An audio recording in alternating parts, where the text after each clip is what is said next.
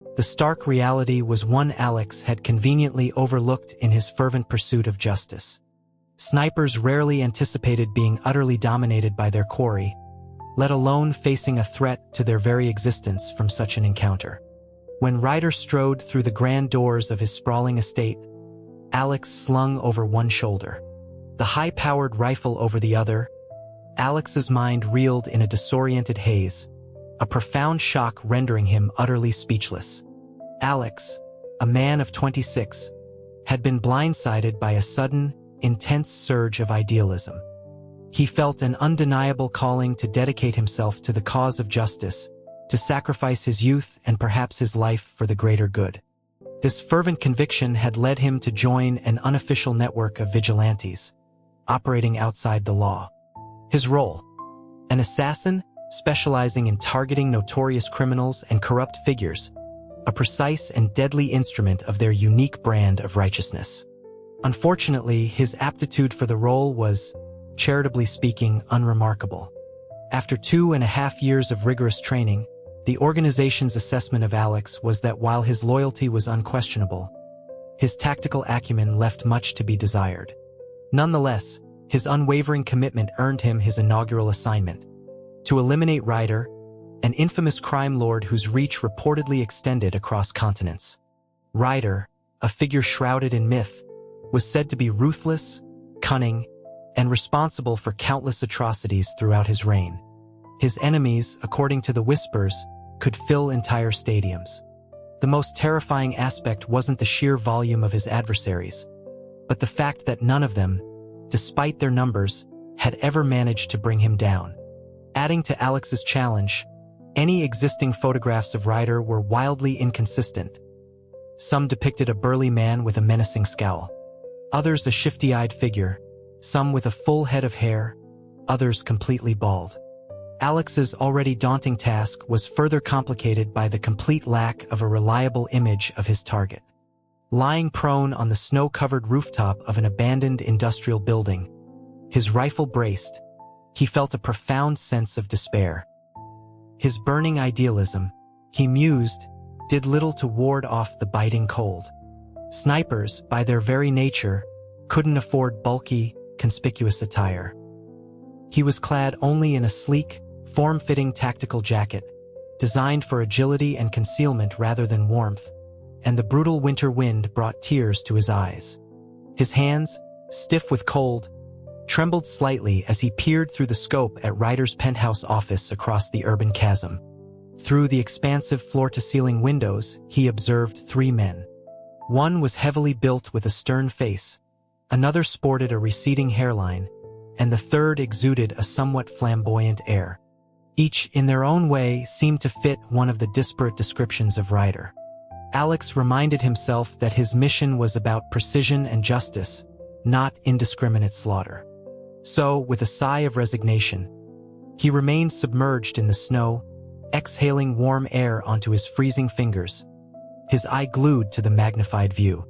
As he continued his surveillance, Alex noticed a sudden shift in the room's dynamic. The 3 men abruptly stiffened, bowing with overt deference towards the office door. Alex craned his neck, but the top edge of the window frame obscured the newcomer's face. He let out a frustrated grunt, pushing himself higher like a seal arching its back. This allowed him to see roughly 4/5 of the person entering. Indeed, 4/5. He could discern everything below the neck, but the most crucial detail, the face, remained maddeningly out of view. The man's shoes gleamed, his suit impeccably tailored, and his posture was tall and commanding, like an ancient redwood. Yet, the palpable fear emanating from the other men, who trembled like frightened pups, confirmed Alex's suspicion. This had to be Ryder. Who else could command such dread from hardened executives? Alex continued to warm his hands with his breath, holding it as he waited for Ryder to advance, ideally to his desk chair. A clean headshot would be the swift, decisive end to this mission. But Ryder remained utterly motionless. Alex felt a surge of frantic impatience. He mused that if the man stood there much longer, Alex would undoubtedly develop frostbite. He watched for at least 20 minutes, growing increasingly exasperated by Ryder's steadfast immobility. His initial anticipation curdled into anxiety, then despair, and finally, a numb resignation. One thought echoed in his frozen brain. Next time, he vowed, he would wear heavy thermal pants, no matter the mission's demands. No one would convince him otherwise. Just as Alex felt the cold begin to seep into his very bones, Ryder finally stirred. Alex instantly galvanized, repositioning himself with practiced speed, carefully aligning his sights, ready to take the shot. What happened next, however, was beyond anything he could have anticipated. He merely lifted a hand to brush a stray snowflake from his eyelashes, and in that fleeting moment, Ryder vanished. A slow, incredulous question formed in Alex's mind.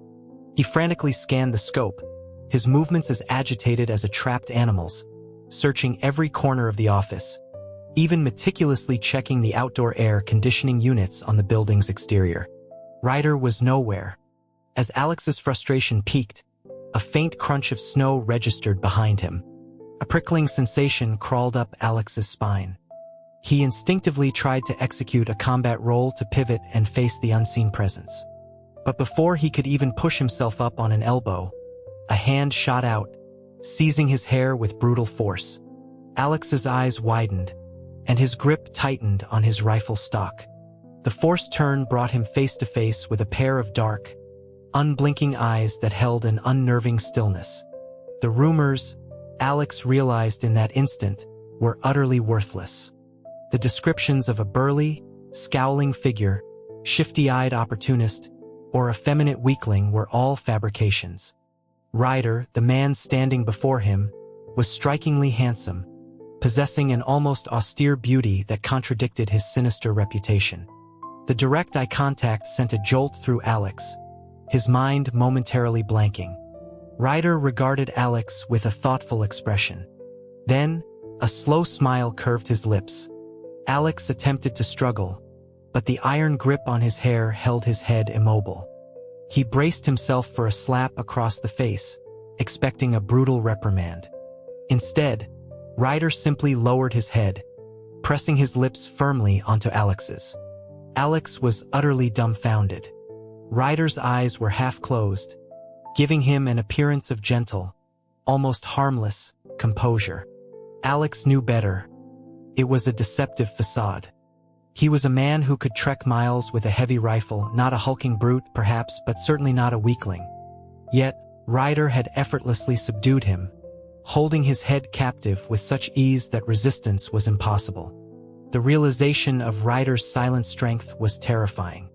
What followed was even more disorienting. As Ryder continued the kiss, he nudged something cold into Alex's mouth. Alex's immediate thought was poison, and he instinctively tried to spit it out. But Ryder deepened the kiss, effectively sealing Alex's lips. The object was small, square, and distinctly icy. Of all the nerve, Alex thought, feeding me ice in this freezing weather? Seeing Alex's stunned expression, Ryder chuckled, a sound filled with genuine amusement. He then dryly remarked that a sniper operating in winter conditions should know to hold ice in their mouth to prevent their breath from steaming, thus betraying their position. Alex felt a shock of profound realization, a sudden, mortifying understanding. So not only did I not do it, he fumed internally, but I was practically a human fog machine, spewing out telltale clouds of breath. Alex felt overwhelmed by a wave of embarrassment, his body going numb with it. He longed to explain that it was simply due to the frigid temperatures. Ryder gently tapped Alex's cheek, then asked, his voice still laced with amusement, "Alex, you're so clumsy. Whose head were you planning to target?" Alex's breath hitched. He knew my name? A momentary silence, a swift moment of deliberation, and then Alex's hand shot out, fingers stiffened into a blade, aiming for Ryder's face. The attack proved the adage about judging books by their covers. Ryder, despite his refined appearance, moved with an almost supernatural speed. His martial prowess was that of a legend. Alex found his elbow joints abruptly dislocated, rendering both his arms useless and his resistance utterly futile. Alex had, against all odds, managed to cling to his precious rifle throughout the ordeal. But the moment Ryder stepped across the threshold of his opulent estate, Alex's grip finally failed. With a surprising consideration, Ryder seamlessly shifted the rifle to his left shoulder just as Alex dropped it, before carrying Alex, still draped over his right shoulder, directly to a sprawling bed. Alex, stunned, managed to gasp, "What are you doing?" Ryder, slowly and deliberately loosening his tie, answered with an unnervingly pleasant tone, "Scream." The soundproofing here is excellent. As Ryder's collar came undone, his prominent Adam's apple and sharp collarbones seemed to betray a predatory intent.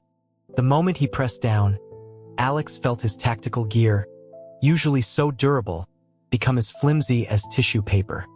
Alex thought with bitter irony that even for a sniper, a heavy winter coat was essential.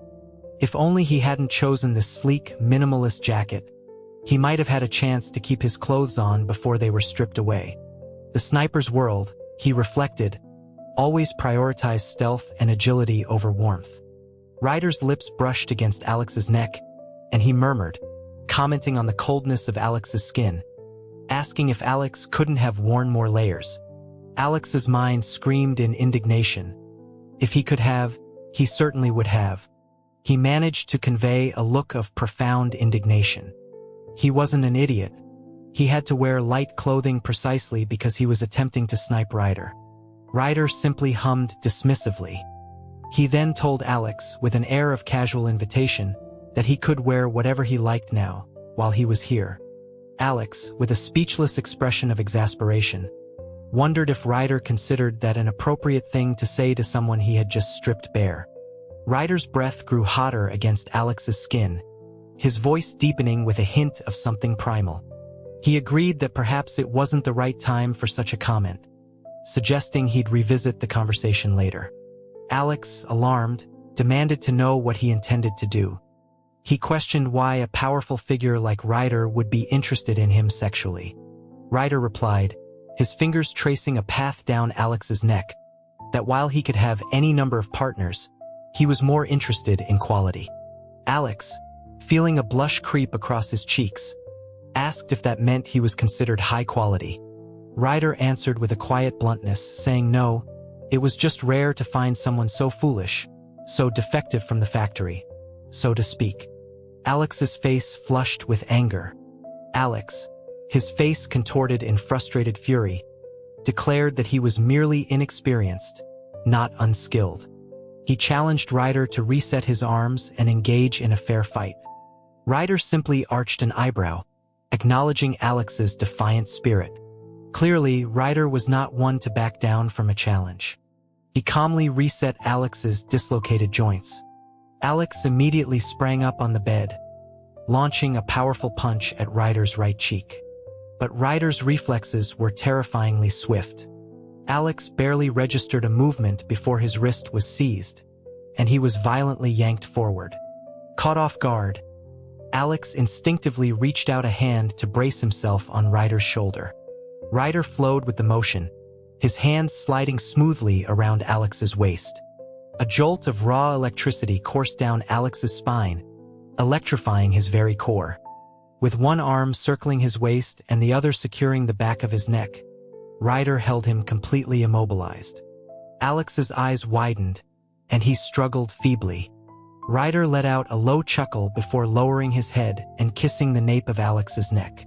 Ryder's fingers, impossibly light and agile, traced the curve of Alex's spine.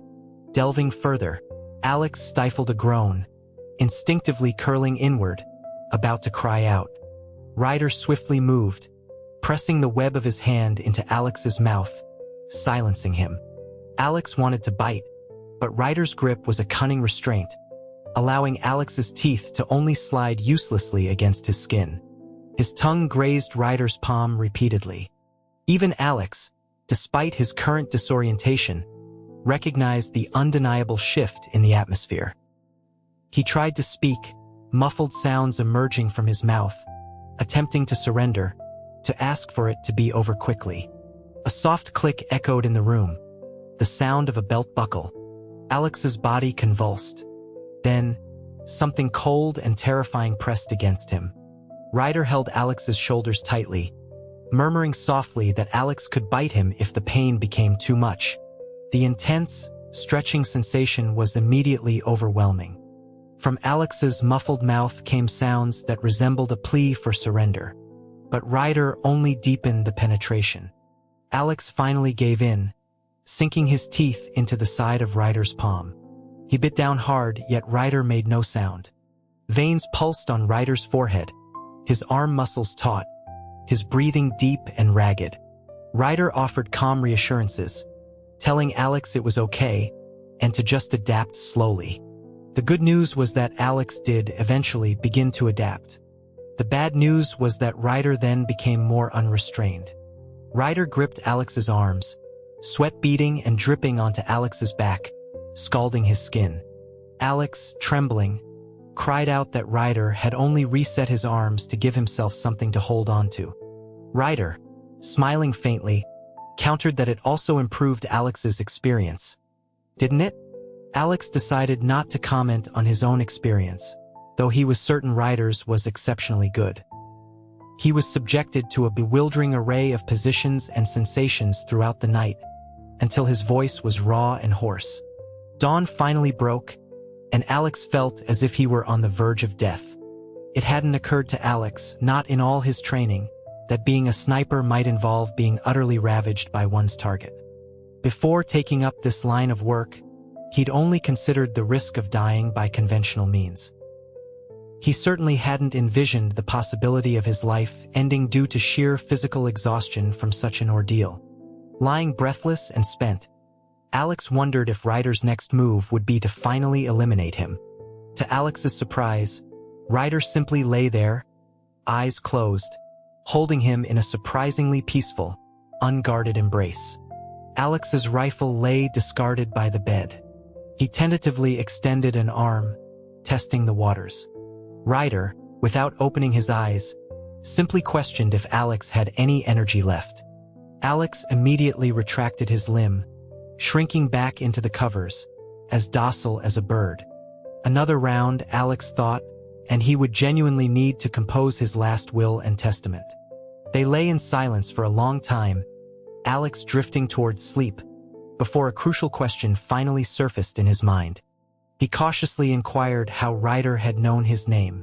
Ryder, half asleep, made a soft questioning sound. Then, with a hint of displeasure, he tightened his arms around Alex, asking if he still hadn't remembered him. He added, with a dismissive tone, that Alex's memory was so poor, and his skills so lacking, that he should simply give up being a sniper. Alex wanted to argue, but deep down, Ryder's words held an uncomfortable truth. Alex often forgot what he'd eaten for breakfast by lunchtime, a testament to his poor memory. Ryder tightened his embrace again, then revealed that when he was a child, he used to follow Alex, calling him Big Brother. What? Alex's mind reeled. This guy is younger than me? A sudden jolt of memory, like a lightning strike, brought forth images of a particularly beautiful, delicate-looking boy at the old orphanage, who had indeed always addressed him as brother. So it was you. Decades had passed. Ryder had risen to become a formidable crime lord, while Alex was a failed, sexually brutalized sniper who had tried to kill him. A surge of bitter resentment washed over Alex. As he seethed, Ryder suddenly asked him why he became a sniper. Alex admitted, truthfully, that he felt life held little meaning, and he wanted to die for a purpose, to contribute something to justice in the world. Ryder, appearing displeased, bit him sharply. Life has no meaning? Alex yelped. No, it doesn't. I was abandoned as a child, had no family, and just surviving has been hard, so. He didn't finish the sentence. Ryder turned Alex's face to his own, then kissed him softly. The kiss held no trace of lust, but rather seemed to be an offering of solace, a transfer of quiet strength. Please try to keep living, brother, Ryder urged. I've searched for you for so many years. You are not alone. I climbed to this position, building my empire, specifically so I would have the power to find you and protect you, just like you protected me when we were children."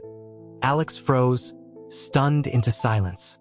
He allowed Ryder to kiss him for a long, quiet moment. He finally managed to speak, his voice filled with disbelief. "Are you serious?" Ryder buried his head deep into Alex's shoulder. "Yes, I'm serious," he affirmed.